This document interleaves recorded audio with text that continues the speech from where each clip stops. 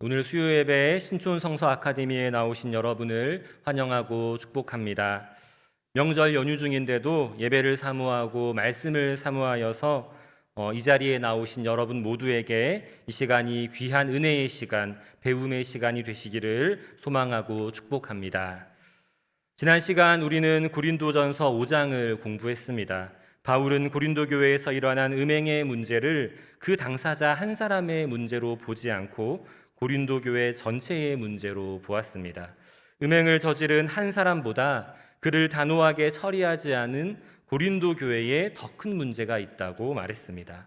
바울은 묵은 누룩을 제해버리라 라고 말하면서 그 사람을 출교함으로써 교회의 순수함을 지켜나가라고 이야기했습니다. 오늘 우리 교회는 교회 내의 악에 대해서 어떤 태도를 가지고 있는지 돌아보아야 합니다. 혹시 사랑이나 용서를 핑계로 악에 대해서 단호하게 대처하지 않아서 교회까지 세상의 악에 물들도록 방치하고 있진 않았는지요? 다른 사람을 향할 것 없이 우리 스스로가 자신의 삶을 돌아볼 때에 우리 자신의 몸을 지키지 못하고 타인에게 엄격하고 자신에게만 관대해서 악과 타협하진 않았는지 돌아보아야 하겠습니다. 오늘은 고린도전서 6장과 7장 말씀을 함께 배우는데요. 이 부분에서는 고린도 교회에 생긴 문제들 가운데 두 가지 문제를 다루고 있습니다. 첫째는 소송 문제이고요. 이 교회 안에서 일어난 문제를 세상 법정까지 끌고 나가서 소송한 경우가 고린도 교회에 생긴 모양입니다. 여기에 대해서 바울이 단호하게 이야기합니다. 우리 믿는 사람들이 세상을 판단할 수 있지만 세상이 성도들을 판단할 수 없다. 결코 교회 문제를 세상 법정으로 끌고 나가지 말아라 라고 이야기합니다. 두 번째는 결혼 문제인데요. 이미 부부가 된 사람들이 금욕을 핑계로 부부간의 의무를 다하지 않는 일이 없도록 하라고 권하면서 가급적 처녀나 과부는 결혼하지 말라라고 권면합니다. 이러한 권고는 바울이 가진 임박한 종말 사상, 그러니까 곧 주님이 다시 오신다는 믿음 때문에 나온 말입니다. 곧 종말이 올 텐데 결혼을 하면 하나님께 집중하는데 방해가 될 수 있다는 생각 때문이죠. 오늘은 이러한 가르침들이 오늘의 그리스도인들에게 어떤 교훈을 줄 수 있는지 함께 살펴보고자 합니다. 여러분 혹시 교회 안에서 다른 성도들과의 관계 때문에 어려움을 겪어보신 적이 있으십니까? 예를 들어서 금전적인 문제 때문에 성도 간의 갈등을 하다가 이 문제를 가지고 법정이라도 가야겠다 이런 생각을 하셨던 적은 없으신지요? 당시 유대인들은 동네 안에서 일어나는 여러 문제들을 성문 앞에서 거기에 있는 마을의 장로들을 통해서 해결하는 것이 일반적이었다고 합니다. 그러다 보니 공공법정을 찾아갈 일이 없었지요. 더군다나 이방인의 법정에 이러한 문제를 가지고 가는 일 자체가 금기시되는 일이었습니다. 그런데 헬라인들이 소송하는 것을 좋아하는 민족이었다고 합니다. 고린도 교인들은 교회 공동체 안에서 살아가지만 동시에 헬라 문화의 영향을 많이 받았습니다. 그래서 교인들이 교회 안의 문제를 세상 법정으로 끌고 나가는 경우가 적지 않았던 것으로 보입니다. 1절을 보면 고린도 교회 안에 성도들 간에 어떤 문제가 있었다는 사실을 알 수 있는데요. 1절 상반절에 이렇게 기록되어 있죠. 너희 중에 누가 다른 이와 더불어 다툼이 있는데. 어떤 이유로 발생한 다툼인지 정확히 나와 있지는 않습니다. 아마 다툼의 이유는 다양할 것입니다. 그런데 바울은 여기에 대해서 어떻게 대처할지를 분명히 얘기하고 있습니다. 1절 하반절인데요. 구태여 불의한 자들 앞에서 고발하고 성도들 앞에서 하지 아니하느냐라고 되어 있죠. 이해를 돕기 위해서 새번역 성경으로 제가 다시 읽어드리겠습니다. 성도들 앞에서 해결하려 하지 않고 불의한 자들 앞에 가서 재판을 받으려 한다고 하니 그럴 수 있습니까? 라고 말합니다. 바울은 교회 공동체 안에서 다툼이 발생할 때 어떻게 해결할지에 대해서 두 가지 방법을 제시하는데요. 먼저는 방금 읽은 말씀처럼 교회 안에서 해결하라는 것입니다. 1절 하반절 말씀처럼 성도 앞에서 하지 아니하느냐라고 말합니다. 지금 고린도 교인들이 불의한 자들, 그러니까 세상 법정 앞에서 재판을 받는 행동이 잘못되었다는 것이죠. 두 번째로 다툼을 해결하는 방법에 대해서 바울은 자기 권리를 포기하라라고 말합니다. 우리 7절 말씀을 함께 읽겠습니다. 시작.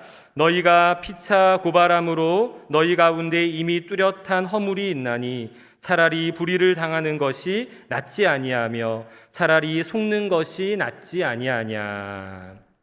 이해를 돕기 위해서 세번역 성경으로 다시 한번 이 구절을 읽어보겠습니다. 시작.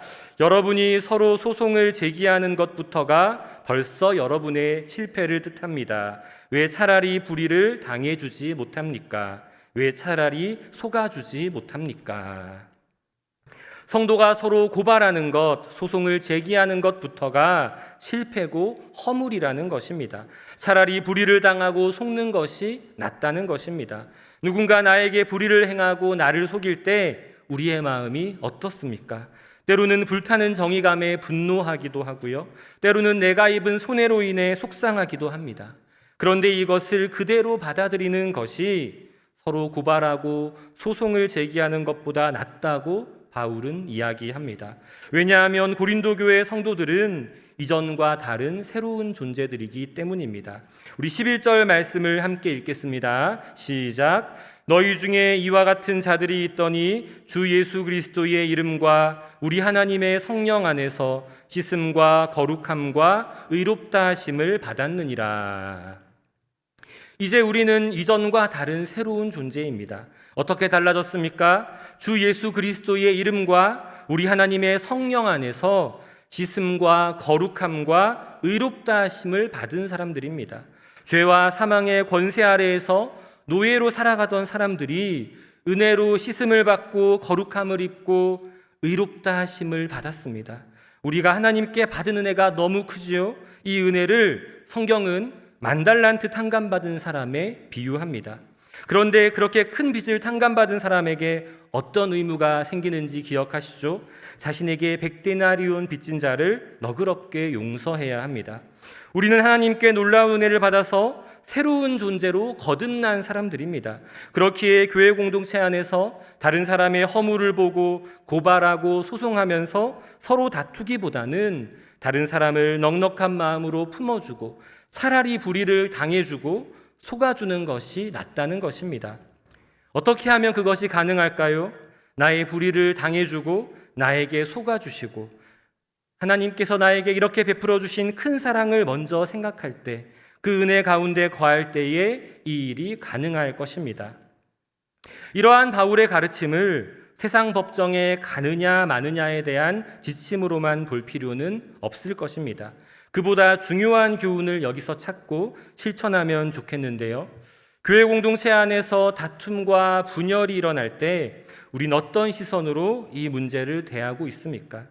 어떤 경우에 우리가 교회 안에서 해결하지 못하고 세상 법정까지 가게 됩니까?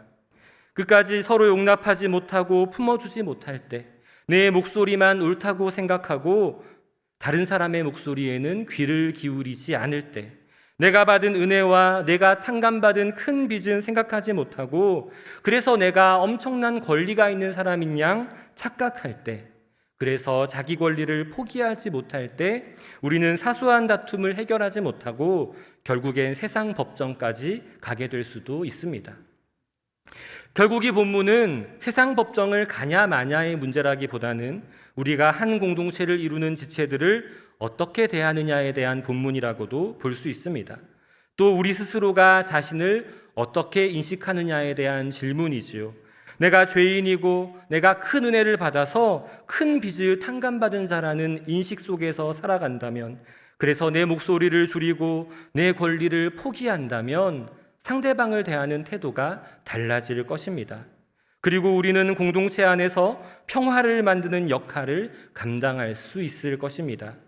이렇게 평화를 만드는 사람은 어떤 복을 받게 됩니까? 마태복음 5장 9절 말씀을 한 목소리로 읽겠습니다. 시작. 화평하게 하는 자는 복이 있나니 그들이 하나님의 아들이라 일컬음을 받을 것이미요. 바울은 고린도 교인들의 불의, 그러니까 내가 손해 안 보고 내가 불이익 당하지 않기 위해서 세상 법정에 가기까지 끝까지 싸우는 이 자세를 지적하면서 이어지는 9절부터 11절에서는 고린도 교인들 가운데 불의한 자들이 행하는 죄의 목록을 나열합니다. 우리 8절부터 10절 말씀을 함께 읽겠습니다. 시작. 너희는 불의를 행하고 속이는구나. 그는 너희 형제로다. 불의한 자가 하나님의 나라를 유업으로 받지 못할 줄을 알지 못하느냐. 미혹을 받지 말라. 음행하는 자나 우상 숭배하는 자나 간음하는 자나 탐색하는 자나 남색하는 자나 도적이나 탐욕을 부리는 자나 술 취하는 자나 모욕하는 자나 속여 빼앗는 자들은 하나님의 나라를 유업으로 받지 못하리라. 여기에 10가지 죄악이 나오는데요. 어떤 것들입니까? 음행, 우상 숭배, 간음, 또 탐색, 남색, 도적, 탐욕, 술 취함, 모욕, 속여 빼앗는 것, 이렇게 10가지입니다. 이렇게 10가지 죄악을 다시 4가지 종류로 구분해 볼 수 있습니다. 우리가 가장 약한 부분이 어디인지를 생각하면서 말씀을 드리면 좋겠습니다. 먼저는 성적인 죄악입니다. 음란, 간음, 남색이 여기에 해당할 것입니다. 여기서 남색은 동성애를 뜻하는데요. 당시 그리스 사회, 헬라 문화권에서는 동성애가 아주 일반적인 풍습이었다라고 합니다. 당시 헬라 철학은 아주 극단적인 이분법적인 사고를 가지고 있었는데요. 영혼은 선하고 육체는 악하다. 하늘은 좋고 땅은 나쁘다.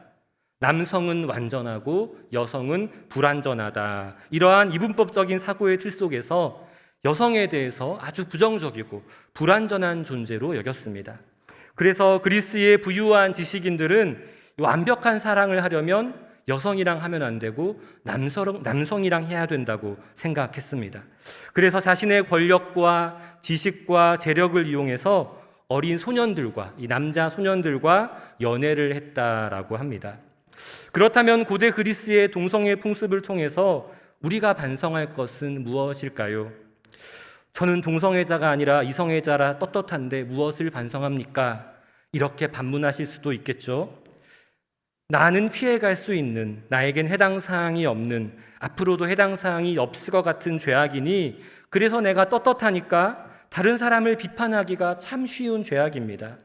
하지만 다른 사람을 비판하고 정죄하기 이전에 내 삶에는 이러한 요소가 조금이라도 없는지 찾아보아야 합니다. 그래서 나를 변화시키고 내가 새로워지는 것이 우리 신앙생활의 목적이지요. 무슨 의미냐 하면요, 꼭 동성애가 아니라도 우리 삶에 그와 맥락을 비슷하게 하는 죄악들이 있을 수 있다는 말입니다.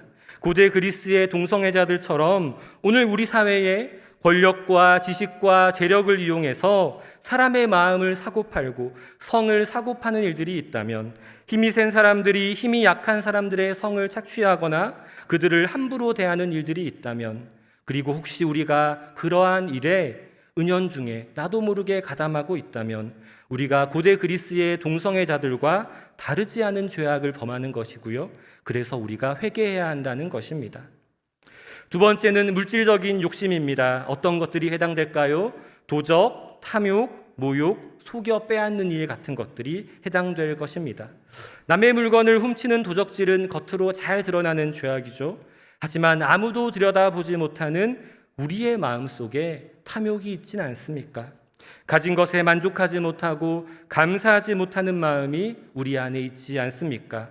다른 사람이 가진 것들을 질투하고 다른 사람을 미워하며 그 사람을 모욕하고 깎아내리려 했던 적은 없습니까? 속여서 빼앗으려 했던 적은 없으십니까? 누군가를 속여서 억지로 빼앗고 그런 분들이 여기엔 계시지 않을 줄로 믿습니다. 그런데 조금 더 깊이 생각해 보면요, 오늘 우리가 신자유주의 경제체제 아래에서 살아가는데요, 이 세상이 우리에게 무엇이라고 가르칩니까? 적은 자본으로 더 많은 소득을 얻으면 그것은 최선으로 선하고 좋은 일이라고 가르칩니다. 그런데 문제는요, 이런 효율성의 원리가 하나님 말씀과는 정반대일 때가 있다는 점입니다. 성경이 우리에게 무엇이라고 말하는지 마태복음 5장 39절부터 44절 말씀을 함께 읽어보겠습니다. 시작.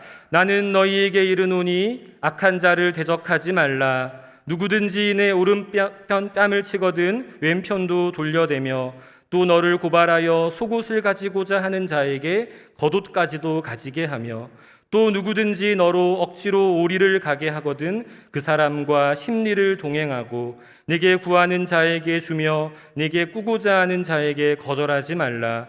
또 내 이웃을 사랑하고 내 원수를 미워하라 하였다는 것을 너희가 들었으나 나는 너희에게 이르노니 너희 원수를 사랑하며 너희를 박해하는 자를 위하여 기도하라. 성경은 우리에게 말합니다. 오른뺨을 치면 왼편도 돌려대고 내 속옷을 탐내는 자에게는 겉옷까지 주고 억지로 오리를 가게 하면 십리를 동행하여 주라고 말합니다. 누군가 꾸고자 하면 거절하지 말고 원수도 사랑하고 박해하는 자를 위해서 기도하라고 말합니다. 손해보고 손해보고 또 손해보고 잃어버리고 또 잃어버리라는 것이 예수님의 가르침입니다. 하지만 우리는 어떠한가요? 말씀보다는 세상의 질서를 따르며 제값을 받기보다는 더 많이 받으려 하고 제값을 치르기보다는 더 적게 치르려 하는 것이 저와 여러분의 모습은 아니었는지 돌아보게 됩니다. 세 번째는 종교적인 죄입니다. 우상숭배가 여기에 해당되는데요. 기회가 될 때마다 설교를 통해 말씀드렸던 것 같습니다. 우상숭배는 단지 타종교의 신을 섬기는 행동만을 이야기하는 것이 아닙니다. 내가 하나님보다 더 사랑하는 모든 것이 우상이 될 수 있습니다. 하나님께서 우리에게 허락하신 소중한 것들이 많이 있지요.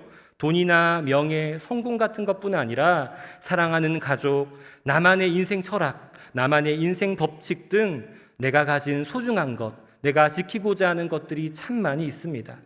하지만 우리가 거기에 너무 심취하게 될 때, 그래서 그것이 하나님보다 우선이 되고 말씀보다 우선이 될 때 그것이 우리에게 우상이 되는 것이죠.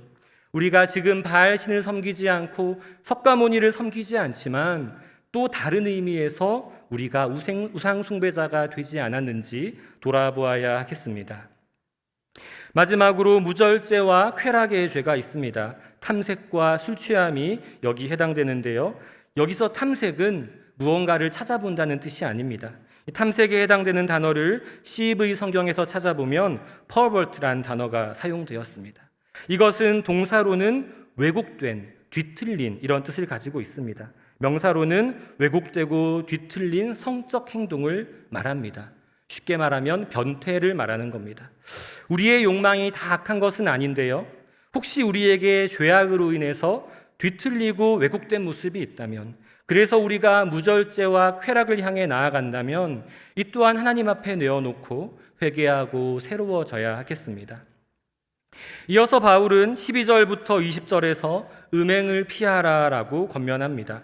당시 그리스도인들이 가지고 있던 오해가 12절 상반절에 나오는데요. 우리 12절 말씀을 함께 읽어보겠습니다. 시작.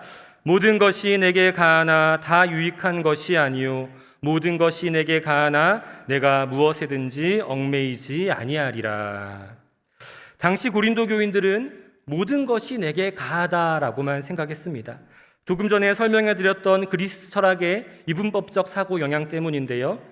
무엇이라고 주장했습니까? 하늘은 좋고 땅은 나쁘고 남자는 완전하고 여성은 불완전하고 영혼은 선하고 육체는 무조건 악하다라고 생각했습니다. 육체가 아무것도 아니니까, 육체가 소중하지 않으니까 그래서 함부로 다루어도 된다라고 생각한 것입니다. 그래서 이렇게 이야기했는데요. 13절, 18절 말씀을 이어서 함께 읽어보겠습니다. 시작. 음식은 배를 위하여 있고 배는 음식을 위하여 있으나 하나님은 이것저것을 다 패하시리라. 몸은 음란을 위하여 있지 않고 오직 주를 위하여 있으며 주는 몸을 위하여 계시느니라. 음행을 피하라. 사람이 범하는 죄마다 몸 밖에 있거니와 음행하는 자는 자기 몸에 죄를 범하느니라. 13절에 나타나는 고린도 교인들의 사고방식이 어떠합니까? 음식은 배를 위해서 있다. 또 배는 음식을 위해서 있다. 이 사람들에게 육체의 일들은 아주 하등하고 가치가 없어서 그저 음식이란 것은 배를 위해 존재하는 것이고 배는 음식을 섭취하기 위해 존재하는 것에 불과합니다. 그리고 이 사고가 어떻게 확장됩니까? 음식이 그저 배를 위해서, 배가 음식을 위해서 있는 것처럼 몸은 그저 음란을 위해서 존재하는 것이다 라고 이야기합니다. 그리고 18절에서 이 사고는 이렇게 이어집니다. 죄는 몸 밖에 있다. 육체란 것이 아무 의미가 없고 무가치하기 때문에 아무리 죄를 짓고 음행을 저질러도 죄는 몸 바깥에 있을 뿐이다라고 주장을 했습니다. 그러다 보니 성적인 방종이 나타나게 된 것이지요. 하지만 바울은 그러한 생각이 틀렸다고 이야기합니다. 영혼만 소중하고 육체는 무가치한 것이 아니다라고 이야기하면서 고대 그리스의 이원론적인 철학에 반기를 듭니다. 14절 말씀을 함께 읽겠습니다. 시작.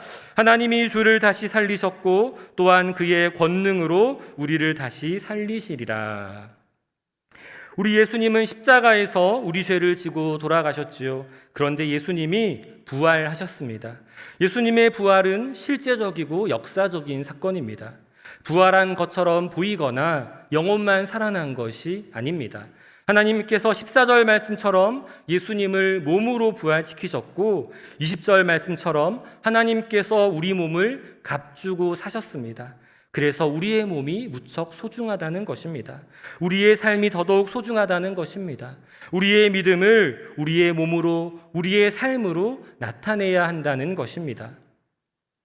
16절에서 우리의 몸을 창녀와 합하면 그와 한 몸이 된다라고 하는데요.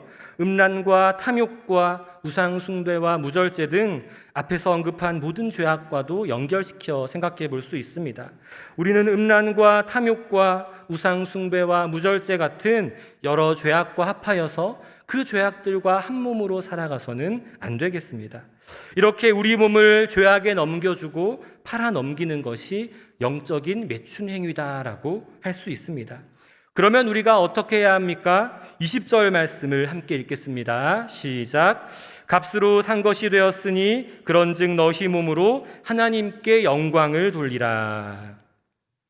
우리는 우리 몸을 영적 매춘 행위에 넘겨주지 말고 대신 주님과 하나됨으로 말씀에 순종하고 날마다 주님과 동행함으로 우리의 보이는 몸을 통해서 우리의 삶으로 하나님께 영광 돌리는 삶을 살아야 합니다. 이어서 7장 말씀도 함께 살펴보겠습니다. 7장은 결혼에 대한 바울의 가르침을 다루고 있는데요. 바울은 다양한 사례를 들어서 각 사례에 맞는 결혼에 대한 지침을 다루고 있습니다. 먼저 1절 말씀을 우리가 함께 읽어보겠습니다. 시작. 너희가 쓴 문제에 대하여 말하면 남자가 여자를 가까이 아니함이 좋으나.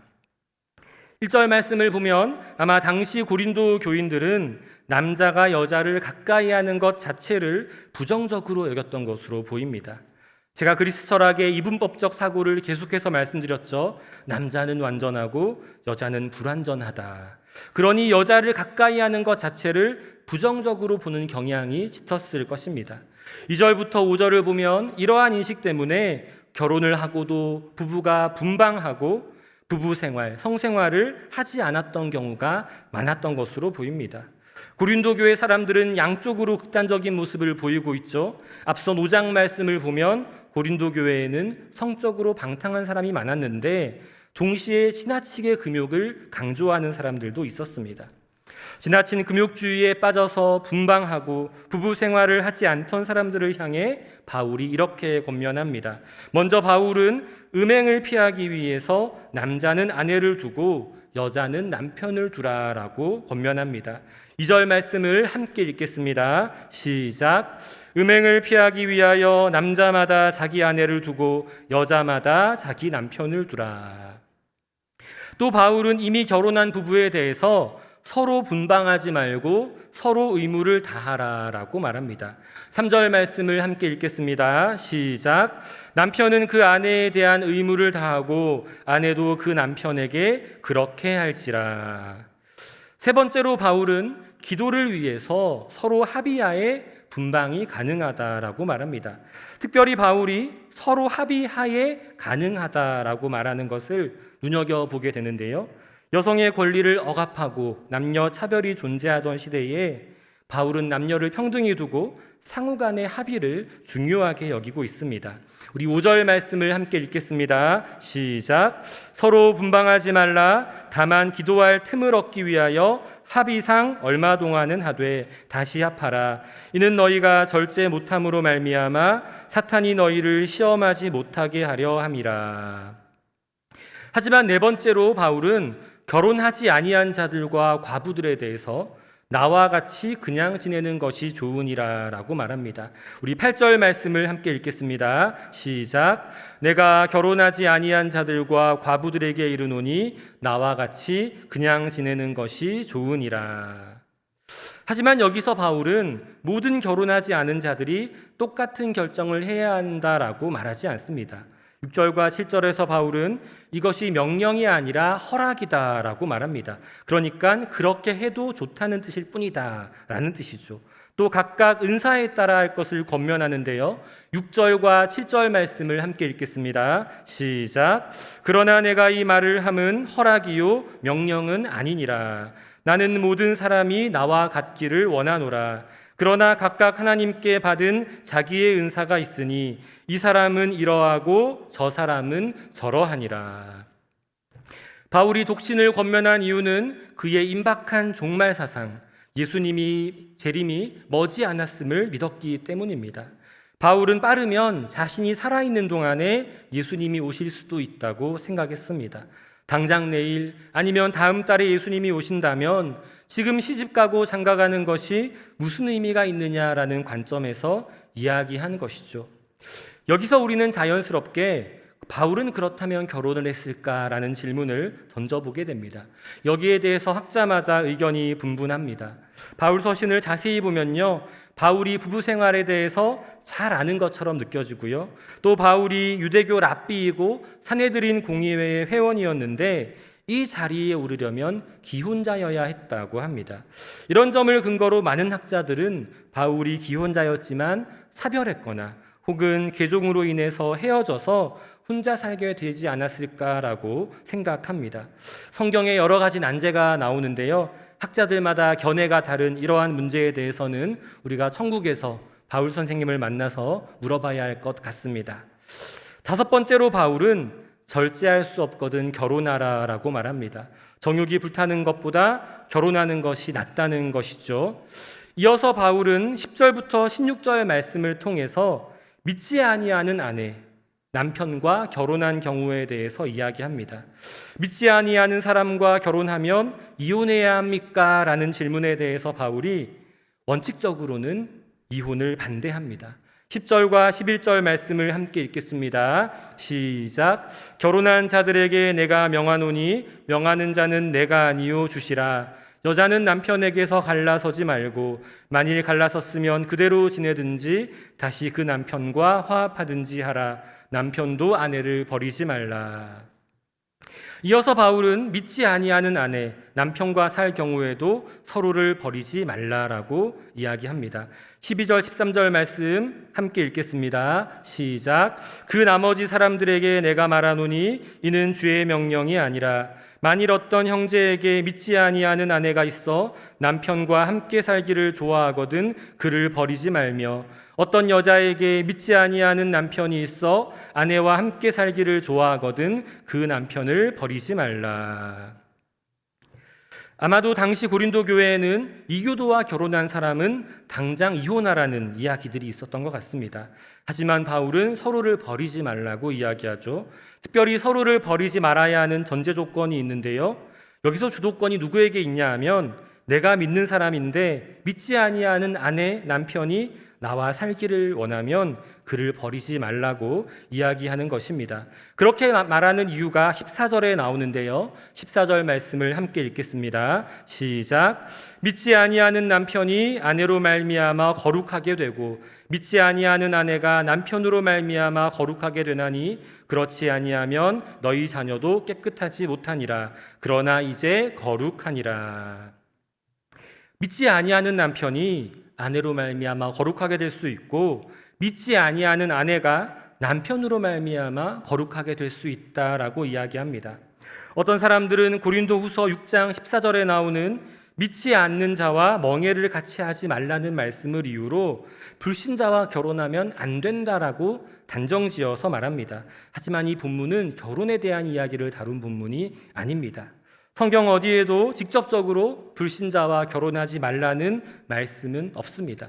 다만 실제로 내가 저 남자를, 저 여자를 전도하겠다는 마음으로 믿음을 가지고 결혼했지만 그 결심대로 계획대로 잘 안 되는 경우들이 자주 있지요. 그런 경우들 때문에 가급적이면 믿는 사람들끼리 결혼을 하라고 권면하는 것입니다. 바울의 화법을 따르자면 이 또한 명령이 아니라 허락이다라고 할 수 있겠습니다. 구약 성경을 보면요, 부정한 것은 접촉도 하지 말라는 이야기들이 많이 나옵니다. 부정한 것에 닿으면 모든 것이 부정해진다고 말합니다. 하지만 신약에서는 다른 이야기를 하죠. 예수 그리스도의 복음의 능력이 얼마나 놀라운지 부정한 것을 정결하게 하는 능력이 있습니다. 이것이 결혼 생활에만 국한되는 이야기가 아니죠. 우리가 세상 가운데서 그리스도인으로 살아가면서 복음의 능력으로 세상을 하나님 보시기에 아름답게 사랑과 평화가 넘치는 곳으로 만들어 나가야 합니다. 우리가 삶 속에서 믿지 않는 이웃들을 변화시키려면 어떻게 해야 할까요? 우리가 복음의 능력을 경험하고 그 능력을 믿지 않는 자들에게 전하기에 부족함이 없는 통로로 살아가고 있는지 돌아보아야 합니다. 우리의 삶이 먼저 복음의 능력, 복음의 원리에 의해서 움직이고 있는지를 돌아보아야 합니다. 특별히 오늘 말씀에서처럼 믿지 않는 사람과 결혼했거나 결혼을 준비하고 있는 사람이라면 더더욱 나부터 복음의 능력으로 충만하여서 복음의 통로로 쓰임받기에 부족함이 없기를 기도로 간구하며 삶으로 준비해야 할 것입니다. 17절에서 24절을 보면 바울은 하나님이 각 사람을 부르신 그대로 행하라 라고 권면합니다. 17절 말씀을 함께 읽겠습니다. 시작. 오직 주께서 각 사람에게 나눠주신 대로 하나님이 각 사람을 부르신 그대로 행하라. 내가 모든 교회에서 이와 같이 명하노라. 바울이 이렇게 말한 의도는 이미 결혼한 사람은 가급적 결혼한 그대로 자신의 도리를 다하며 지내고 또 아직 결혼하지 않은 사람은 하지 않은 대로 살아가라는 말을 하기 위함인 것으로 보입니다. 결혼 문제만 이야기하는 것이 아니죠. 할례자로 부름받은 자 혹은 그러니까 유대인으로 태어난 자가 있다면 굳이 무할례자나 이방인이 되지 말라고 하고요. 또 무할례자, 이방인으로 태어난 자가 있다면 굳이 할례자, 유대인이 될 필요가 없다는 것입니다. 할례와 할례받지 않은 것이 바울에게 중요한 문제가 아닙니다. 중요한 것은 각자의 자리에서 부르신 그 자리에서 하나님의 계명을 지키는 것입니다. 그러면서 바울은 20절에서 다시 한번 이렇게 이야기하는데요. 20절 말씀 함께 읽겠습니다. 시작. 각 사람은 부르심을 받은 그 부르심 그대로 지내라. 또 바울은 종과 자유인도 자신의 위치에 구애받지 않고 그대로 지내라고 말합니다. 21절에서는 만약 네가 종으로 있을 때 부르심을 받았다면 염려하지 말라. 그러니까 그대로 지내라 라고 이야기하면서 21절 하반절에서는 혹시 네가 자유롭게 될 수 있거든 그것을 이용하라 라고 이야기합니다. 이렇게 말할 수 있는 것은요, 바울에게는 종이냐 자유인이냐 하는 것도 중요한 문제가 아니기 때문입니다. 왜일까요? 22절 말씀처럼 주 안에서 우리가 부르심을 받았다면 종이라도 주님께 속한 자유인이 되고 자유인으로 부르심을 받은 사람은 그리스도의 종이 되기 때문입니다. 예수님을 믿는 사람에게 이 세상에서의 정체성, 이 세상에서의 주의보다 더 중요한 것은 그리스도 예수 안에서 나는 누구인가 하는 문제입니다. 바울은 우리가 그리스도 안에서 자유인이고 동시에 그리스도의 종이라고 말합니다. 어떻게 자유인이면서 동시에 종일 수 있을까요? 우리에게 주신 자유로 기꺼이 하나님을 섬기며 우리 스스로 자유를 제한해서 기쁨으로 순종하기 때문입니다. 성도 간에 다툼이 있어도 나는 그리스도의 종이기 때문에 그 다툼에서 내 권리를 포기하고 손해보기를 기뻐하고요. 세상의 여러 가지 죄악 가운데서 특별히 그리스 철학의 이분법이 낳은 죄악의 문화 속에서 자유하고 방종할 수 있는 내 권리를 포기하고 철저하게 하나님 말씀을 따라 살아갑니다. 결혼에 있어서도 내 의도, 내 주장을 따르기보다 상대방의 의사와 마음을 존중합니다. 우린 하나님께 놀라운 사랑과 은혜를 받았지요. 하나님께서 우리를 값을 주고 사셨기 때문입니다. 그런데 이 자유가 그냥 주어진 것이 아니라 하나님께서 값비싼 대가를 치르신 후에 얻어진 것입니다. 그래서 우리는 자유하지만 종이 되고 종이지만 자유하다고 말할 수 있는 것입니다. 25절부터 38절은 처녀들에게 주는 권면입니다. 먼저 바울은 처녀들에게 시집가지 말고 그냥 지내는 것이 좋겠다라고 이야기하는데요. 26절 말씀을 우리가 함께 읽겠습니다. 시작. 내 생각에는 이것이 좋으니 곧 임박한 환난으로 말미암아 사람이 그냥 지내는 것이 좋으니라. 왜 바울이 시집가지 말고 그냥 지내라고 말합니까? 말씀드린 것처럼 임박한 환난, 예수님의 재림이 임박했음을 믿었기 때문입니다. 구체적으로 바울이 처녀들에게 시집가지 말고 그냥 지내라고 하는 이유가 32절부터 34절에 나오는데요. 우리 한 목소리로 읽겠습니다. 시작. 너희가 염려 없기를 원하노라. 장가가지 않은 자는 주의 일을 염려하여 어찌하여야 주를 기쁘시게 할까 하되 장가간 자는 세상 일을 염려하여 어찌하여야 아내를 기쁘게 할까 하여 마음이 갈라지며 시집가지 않은 자와 처녀는 주의 일을 염려하여 몸과 영을 다 거룩하게 하려 하되 시집간 자는 세상 일을 염려하여 어찌하여야 남편을 기쁘게 할까 하느니라. 바울은 장가가지 않은 자, 시집가지 않은 자, 처녀들은 항상 주의 일을 염려하고 몸과 영을 거룩하게 하려 하지만 장가간 자는 세상 일을 염려하게 되고 어찌하여야 아내를 기쁘게 할까 해서 마음이 갈라진다라고 이야기합니다. 정말 그러합니까? 네.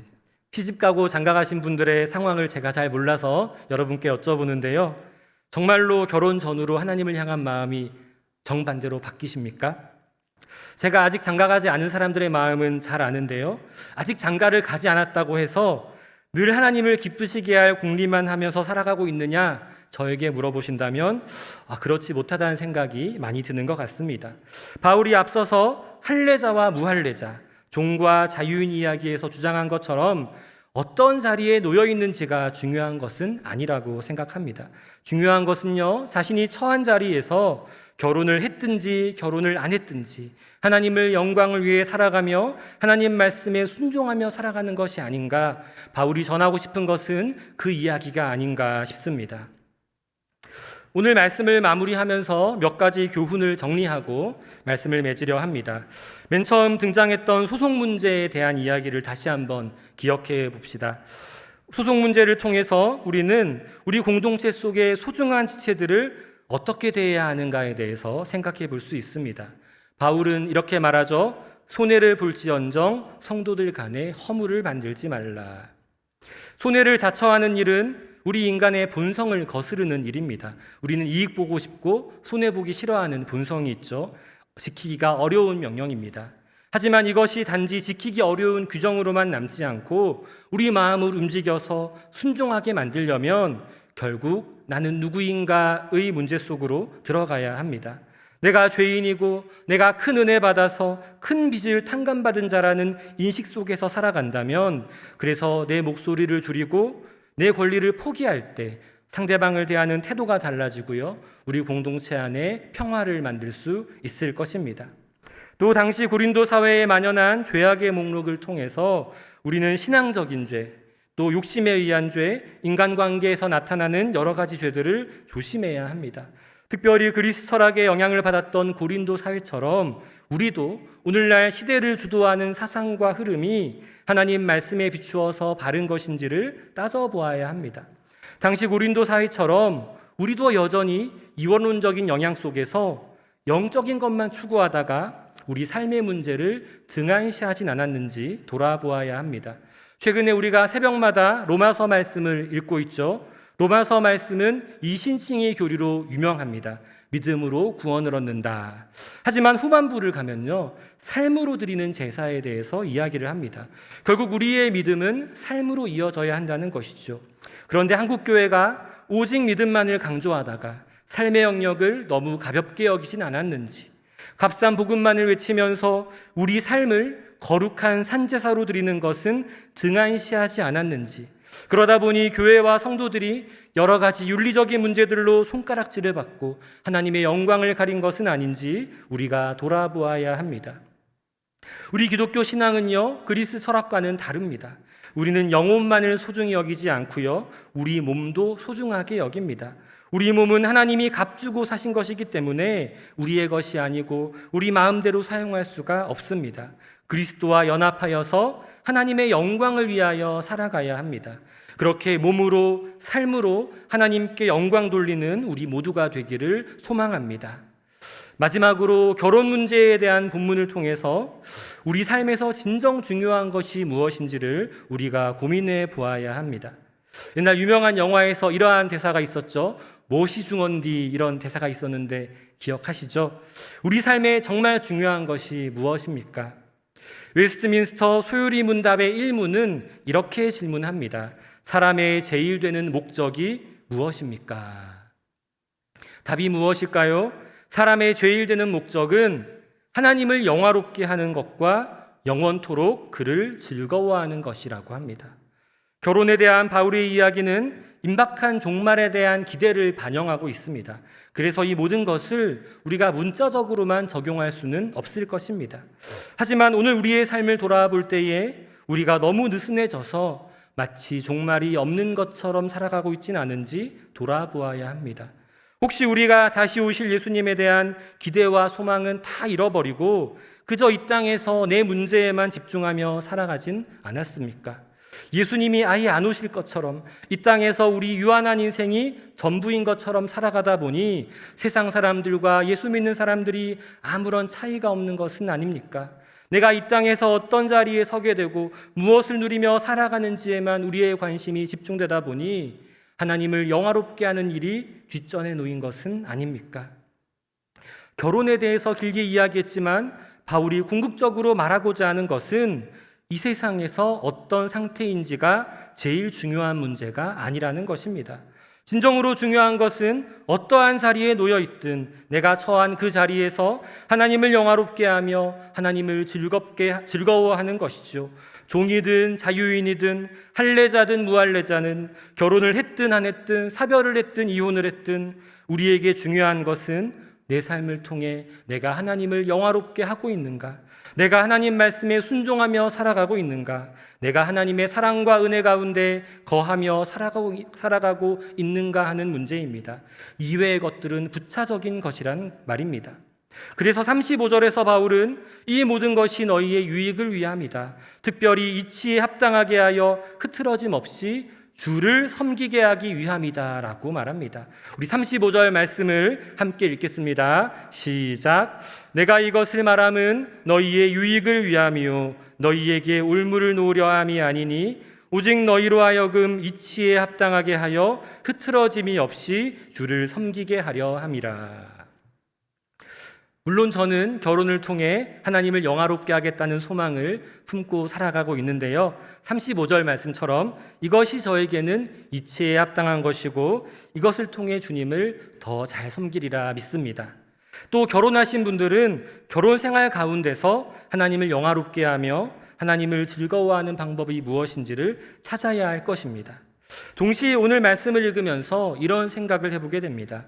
다양한 삶의 방식으로 살아가는 우리 주변의 사람들을 세상의 눈으로 판단할 것이 아니라 하나님의 눈과 시선으로 바라보는 연습이 우리에게 필요하겠다라고 말입니다. 이것이 결혼 문제에만 국한된 것이 아니죠. 예를 들면 이제 수능이 얼마 남지 않았는데요. 어떤 학교에 진학을 하는지 우리에게 얼마나 중요한 문제입니까? 어떤 회사에 취업을 하는지 결혼을 했는지 안 했는지 이런 것들이 우리 삶에서 중요한 것이 아니라고 말할 수는 없을 것입니다. 하지만 그렇게 세상의 여러 가지 기준으로 흩어져가는 우리의 마음들을 다시 말씀 앞에 가지런히 모아야 합니다. 그 모든 것보다 중요한 것은 35절 말씀처럼 이치에 합당하게 하여서 흐트러짐 없이 주를 섬기는 것입니다.